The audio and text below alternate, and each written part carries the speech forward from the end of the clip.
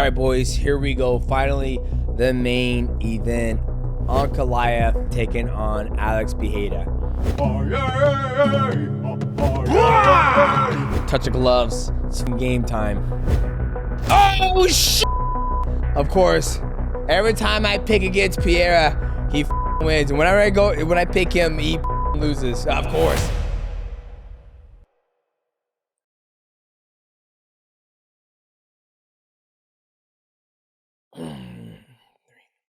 All right, here we go, boys. UFC 313, Ankalaev taking on Pereira. The first fight of the night, Bobby Green taking on Ruffy. Bobby Green's 38. You know, Bobby Green has a very unique style. He comes in there with his hands down, always baiting you. Like I always said, I'm not the biggest fan when you have your hands down, because if somebody throws a high kick or if somebody punches you, you got to bring your hands up to block if it's going to be an X block or whatever it may be. So let's see how it goes. Round one. Fucking Bobby Green, his hands down. Oh fuck, man! Someone's gonna kick him, and he's gonna fucking pay for that. Okay. Oh shit! Oh my fuck! Oh man, he went to sleep. Oh fuck! Damn. Like I always tell you guys, man, when you have your hands down, Yuri Prohaska, same thing. He had his hands down. The guy throws a high kick, gets knocked the fuck out. Bobby Green, he's known to do that. He's known to do that, have his hands down. And when somebody throws a high kick, it's a split second. It's a split second that you have to make a decision. And when somebody's coming to your head kick or spinning fucking wheel kick like that, and your hands are down, for you to go like this, before you get your hands there, that thing's gonna hit and it went to the top. Yeah. Damn. He was fucking out. Hey, well, I mean, and he shot out to Bobby Green, big fan of his, but fuck, man, that height. Whew. That's why you keep your hands up, boy. You X-block that motherfucker. God damn. All right, on to the next one. Here we go. The co-main event, Rafael Fiziev taking on Justin Gaethje. Round one. Here we go. Nice, another takedown. Nice. Oi, nice scramble from Justin. Justin's coming on top now. Oh, it's got a reverse triangle. Reverse triangle, nice. Nice, there's a Kimura right there. That's a Kimura. That's a Kimura right there. Kimura, if I could be over like that. If this was Islam like Kimura, done. Kimura, dude. Oh my fucking God, are you kidding me? That's a Kimura. Look at that fucking arm, Kimura. Oh God. Oh no. Shit! Nice uppercut. See, it's so funny because Justin Gaethje ducks all the time. Look, ducks again. The fact that Rafael Fiziev hasn't gone back to like threatening with the takedowns is a big mistake from his side. And I feel his corner side is like, dude, you took him down twice in the first round. And you almost, you know, slowed him down by giving him like he was not as gung-ho and just firing off the fucking hips. Get him, make him think about the takedown. Then you can do whatever you want. The fucking ducks his head again. Ducks his head again. Every fucking time. Oi! Oi! Oi! Three body kicks for free. Southpaw or orthodox. He just needs to stay fucking southpaw. He does way better work when he's southpaw. Nice. Great fight. Great fight. But hey, not a bad showing for Rafael Fiziev on fucking 2 weeks or week and a half notice. Now time for the main event, baby. Hey, na. Hey, na. Ankalaev taking on Alex Pereira. Now, I have Alex Pereira winning this fight. Let's see what happens, boys. There we go. Round one. There's that leg kick, first one. Ankalaev's doing a good job of not overexposing himself and overextending himself, just being nice and patient and staying at that southpaw. He's doing a little better job about addressing that leg kick, but he still hasn't got much off, and Alex Pereira hasn't got to that flow state yet. Oh, shit. See, Ankalaev's very good when he gets close. He doesn't really extend himself. Oh, shit. Oh, fuck. All right, so I think what was going on right now is that Ankalaev is doing a good job of not overextending himself. And when you look at all Pereira's fights, he usually does a leg kick and waits for somebody to react. He's waiting for somebody to react. And if somebody reacts and they don't react, if they react wrong, then he ends up capitalizing on them. But once Pereira's getting close, this is the thing that Ankalaev's done better than all the rest of the guys that Alex Pereira spot. He gets super close before he starts firing.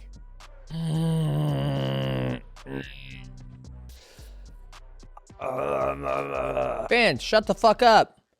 It's mixed martial arts. You want to watch stand up? Watch Muay Thai and win championship. Now, see, this is the point. See, this is why I disagree with the ref. Magomed Ankalaev pushed across the void and got Alex Pereira against the cage. Now, you got to give him time to work. He's beating up the legs. He's trying to work out. He's fighting for outside control, and he's beating up the legs, okay? It's Alex Pereira's job to get off the cage. If they don't want this to happen, then have him fight in a ring. That way, he can take his balance easier. Alex Pereira's down, boys. He needs a knockout. He needs a knockout or he's losing his belt. And a lot of you guys are going to probably be disappointed. Like, man, I didn't think this how the fight was going to go. We still have one more round left. But this is what happens. Well, it doesn't want to happen, but Ankalaev is doing a good job of being very basic. And what I mean by basic, you keep your hands up with somebody. When he starts to throw, you don't overextend. You get super close. So when I get super close and I start exchanging with him, there's not my room for error is it's minimized, right? If I'm this far away from him and I try to punch Alex Pereira and he's moving away and I know I'm going to miss, and then when I try to retract myself back into my home, he has the opportunity to counter me because the window of opportunity is a lot open. It's wider, but if I'm closer and I'm like, fuck, he's moving. Okay, I'm gonna go like this. Boom, boom. I don't have to extend as far to get to him. That's what Ankalaev is doing so well right now in this fight. Is that the end of the fight? Oh my God. Alex Pereira just lost. That's fuck. No Driscus, no John Jones fight. I mean, honestly, they still probably could do the John Jones fight and a Dricus du Plessis, but it kind of takes steam away from it just because he's not the champion anymore. Yeah, I have a 4-1. 4-1. Anything 3-2, but if they give this fight to Alex, then it's fucking fixed. Those refs are fucking blind. They already did one robbery today. This shouldn't be this long to tie up the things. Yep, that's how I had it. Very anticlimactic, not gonna lie to you guys. Of course. Every time I pick against Pereira, he fucking wins. And when I pick him, he fucking loses. Of course. All right. Well, boys, let me get in the office and break this down for you guys. What's going on, guys? Welcome back to the channel. And we just got done watching UFC 313. Ankalaev taking on Alex Pereira. Ladies and gentlemen, I'm going to lie to you. I felt like the main event was anticlimactic. Very, very technical fight. But we'll get back to that at the very end of the breakdown. Tonight, I didn't get all the picks right. But you know what I did get right? I got the prize picks right. You guys get a prize pick as well. It's very easy. All you gotta do is go to your app store, download prize picks. And we do that, make sure you use my promo code MIGHTY. Let me tell you guys what we got. We went with less with Joshua Van, and less with Justin Gaethje, and less in fight time with Ignacio. We cashed in on that. And then also we went with less with Joshua Van, less with Magomed Ankalaev on 2 takedowns. And then we also went with more takedowns on that robbery with Francis Marshall. So boys, we won two lineup picks today. You guys can win too. As long as you guys make the picks at the right place, which is Prize Picks. Let's talk at the very top of the fight card, which is Bobby Green taking on Ruffy. I've always said this before. I'm a big fan of Bobby Green. I am not a big fan of fighting with your hands down. When somebody throws a high kick or a left hook or anything that's going to be aiming for your head, if you are in a position where you can get hit, you have to bring those hands from your hips all the way up to your head. And unfortunately, Bobby Green wasn't able to get his hands up to his head, and he suffered a nasty wheel kick knockout from Ruffy. Like I said, guys, it's better to keep your hands up here. You're in a fight. And if he'd have thrown that, he could have gone X block. Even though it went a little bit high, he could have gone X block, and he could have just moved there. But when your hands are down, yes, you're faster. Yes, you can move faster and pop that jab quick. But when you're going against a guy who's quicker or faster or younger, sometimes they throw spinning shit out of nowhere, and that thing lands, and it's too hard to get your hands from your hips to your head. So Ruffy got that knockout, and then we saw Ignacio taking on Jalen Turner. I really like what Jalen Turner was doing. He was being very aggressive, getting on Ignacio, taking the fight to him. And then he got to take down, started some ground and pound. And then Ignacio does a beautiful triangle. Looks like he got a great angle on that triangle. He could have went triangle armbar as well. That's how deep that triangle was with the arm stuck in there. And then he forces Jalen Turner to tap. And it's kind of hard. I was going through Twitter and I saw Jalen Turner was talking about potentially retiring from mixed martial arts. He had that loss to Moicano after he dropped him and he walked away and he thought the ref was going to stop it. He loses that fight and then he comes back after a layoff, feeling revigorated, coming out there looking for a W, ends up getting submitted in the first round.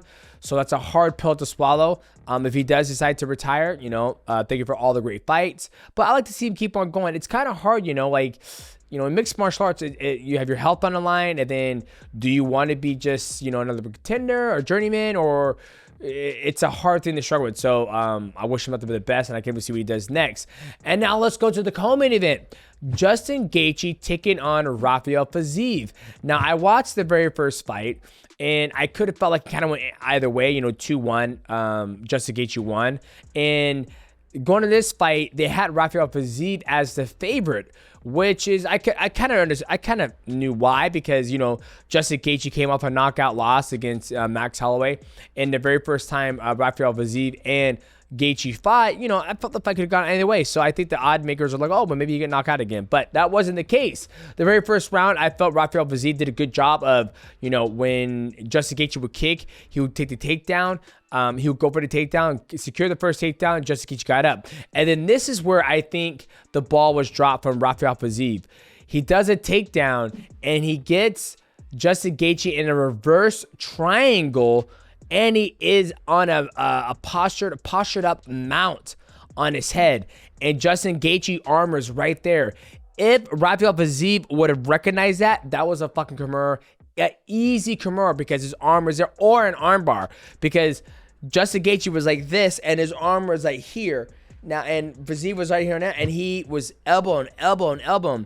If he would have like, okay, I'm going to isolate this arm right here. I'm going to isolate that arm when it comes out. I'm going to go Kimura. Or if he starts to roll, I'm going to go armbar. The fight would have been over, done and with right there, because he had Justin Gaethje in such a vulnerable state, vulnerable position. But I don't think he recognized it, and he dropped the ball on that one. I felt like from the angle where I was watching and where the angle was showing us, that I'll have to go back and watch it, but I feel like he could have gone to a north-south Kimura, not north-south, but he could have gone for Kimura or armbar. But I gave Rafael Fiziev the first round. Second round went to Justin Gaethje. Justin Gaethje has a very sneaky overhand right. As they start to clinch and they start fighting, Justin Gaethje's here and he goes, ugh. He throws his overhand right over the top every single time they would end up exchange. I was very shocked to see Rafael Fiziev abandon the takedown. And here's the thing, it doesn't have to be a double leg. It could be shoot double leg, go to single, run the pipe, drop down the leg. Force that, because once he started doing that in the first round, you saw Justin Gaethje kind of be subtle about how he was going to enter.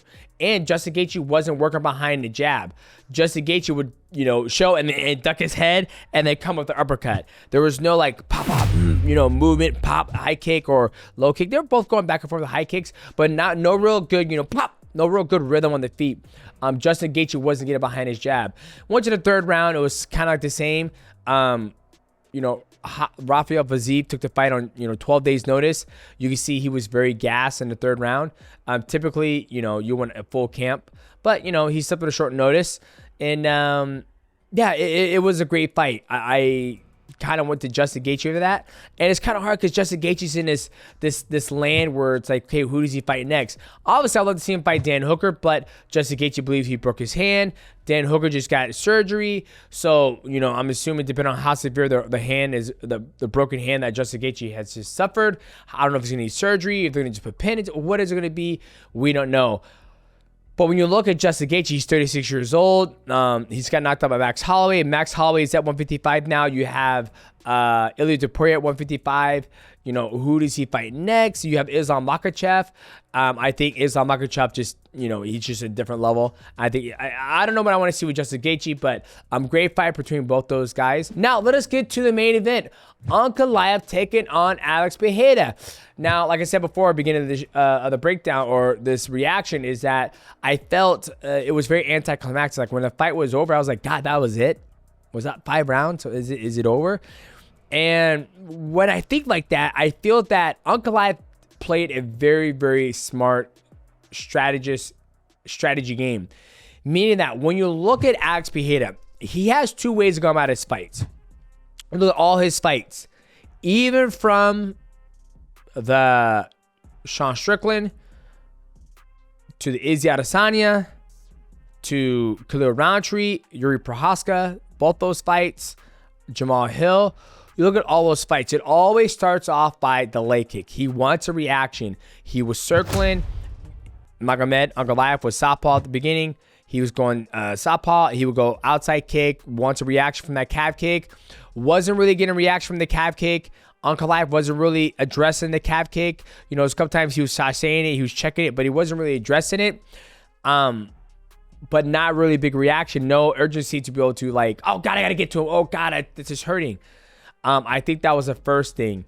And 2, if Alex Pereira can't get to that flow state, meaning that if I go jab and slip 2-3 or 2 slip 2-3, you watch when he does all the sparring, when he's sparring in Korea, when he's sparring in Australia, or when he's hitting pads. It needs to be that pop, pop, pop, pop, pop. It needs to be that flow state. He wasn't able to get there. The reason why is because Ankalaev did a good job of getting extremely close to Alex Pereira. And then each time they got super close, Ankalaev would never overextend. He would never expose himself. And either would Alex Pereira. That's why you have this fight where you see Alex Pereira, he'll be backing up, he'll move and going, he'll go lateral, he'll go to the right, go left, outside kick the legs, and then Alex Pereira is like, okay, am I going to be defending strikes or am I going to be defending a takedown? Typically, when you're trying to defend a takedown, you want to make sure your base is good, you're on balance. You don't want to throw a right hand to overshoot your shot. You're off balance. That is going to be easier for your opponent to take you down. So that's why you saw Alex Pereira, he would go back and forth. And each time Magomed Ankalaev shot in, Alex Pereira was always on balance and defended every single takedown from Ankalaev. Now, another thing that Ankalaev did very well is that each time Alex Pereira tried to get any offense off, he would disengage, keep distance, keep the void nice and juicy for him. That way he can see it. And then Alex Pereira will get extremely close to him and not, this is the biggest thing, Alex Pereira never shot a takedown. Alex Pereira never went into the clinch and try to, sweep him and do a double leg or pull guard. He's a black belt in Brazilian Jiu-Jitsu. He never used any of the other elements into fighting, but he never has because he's never had to in all his other fights. And all the other guys he's fought has never tried to threaten a takedown as much as Ankalaev has. I mean, Yuri Prohaska did, but he got elbowed and then got knocked out. And then the second time they fight, he threw the high kick and got knocked out. You saw Alex Pereira try to throw that high kick. Magomed was doing a good job, always keeping his hand up high, so that was nothing. But the fight was very anticlimactic because we thought it was going to be a big knockout. You got put on, come out there doing that shit. And I mean, Ankalaev just did a very good job of getting extremely close to Alex Pereira, not overexposing himself and really pushing against the cage. This one thing I gotta say too, when it comes to the ref breaking up, disengaging the athletes off the cage, I'm not the biggest fan of it. The reason why is because if Ankalaev Ankalaev can get him cross the void and push Alex Pereira against the cage and get some knees off in those short shots, it's Alex Pereira's job to get his ass off the cage, right? If I'm able to come across the void, put your back against the cage and beat you up with the knees and force you to, do something, it's your job to get off the cage. Now, Mark did break him the first time, and then the second time, he let it go on a little bit longer, and then Ankalaev was able to get the back, try to put the hooks in, and Alex Pereira was able to keep his balance. But I like to see the athletes fight more off the cage because it's a 25-minute fight, and that wears and tears. It blows the arms up, blows the legs up, the blood gets there, the lactic acid gets there, and then who knows what's going to happen in the 5th round if they would have stayed on even longer. So, but unfortunately, Alex Pereira loses his title. Now, Magomed Ankalaev is the new champion. So, what do we want to see from both these guys? Now, I actually think it's a breath of fresh air for Magomed Ankalaev to be the new champion, because now you have fresh matchups. You have Yuri Prochazka. You have Jamal Hill versus Khalil Roundtree. That fight's about to happen. You have, Rakic. Even though those two fought before, they can run it back again. But I feel you get a brand new fresh division in the light heavyweight division with Magomed Ankalaev being a champion. Because when you look at Alex Pereira was already thinking about, fighting Dricus Du Plessis. He's not going back down to 185. He already just said, like, in his lead up, how the hell I make 185. Or, you had Alex Pereira talking about fighting John Jones. So what I would like to see from Alex Pereira is him go up to heavyweight. Reason why is because I feel it's a better move for him. He's getting older. He doesn't have to worry about that heavy weight cut. Yes, he's gonna be fighting bigger athletes, but John Jones didn't have to get all big and thick like he did and to beat Sorogan. I feel like John Jones at a shredded John Jones at 215, 225 could have blew the fucking bricks off Sorogan. So I like to see him go to heavyweight. You also have John Jones. We don't know if he's going to come back and fight or not. You have Tom Aspinall. You have Jailton Almeida. Those two are trying to fight. Tom Aspinall said he'll take that fight only if it's for the undisputed, trying to push John Jones out of there. And I think it would be a good addition to the heavyweight division to have Alex Pereira there.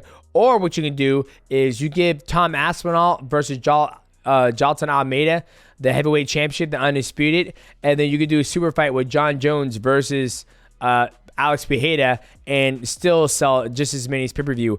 I think when you have a status like John Jones and a status like Alex Pereira, you really don't need a belt anymore. I just don't think. I mean, those guys are going to be around more than 2 to 3 years.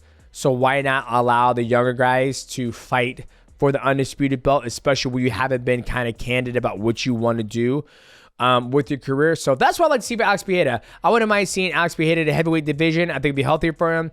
I mean, he doesn't worry about those strenuous weight cuts. And boys, what a great fight night. Very anticlimactic, I'm not gonna lie, at the very main event, but that's how it goes. When athletes come out there and they fight a smart fight and they're being very strategic about not overexposing themselves and making the right moves in the fight, sometimes what you get. So boys, if you guys enjoyed this breakdown and you guys enjoyed the instant reaction, please leave a like, subscribe. Also, hit the bell to go live and leave a comment down below what you guys thought about, 1, that fucking robbery at the very beginning of the card, 2, Justin Gaethje, what do you see next for him? What do you want to see about Alex Pereira? Do you think that's a better move for him to go up to heavyweight and have him fight, in that division? Because there's a lot of big matchups there. You have Sorogan, you have Alexander Volkov. There's some big matchups there that I think all of us would like to see. And you look at Alex Pereira has cleared out the division of middleweight. He's cleared out the division at the light heavyweight. Why not go to heavyweight and try your hand there? I like to see it. I want to see what you guys think. As always, boys, we will see you guys at the next video.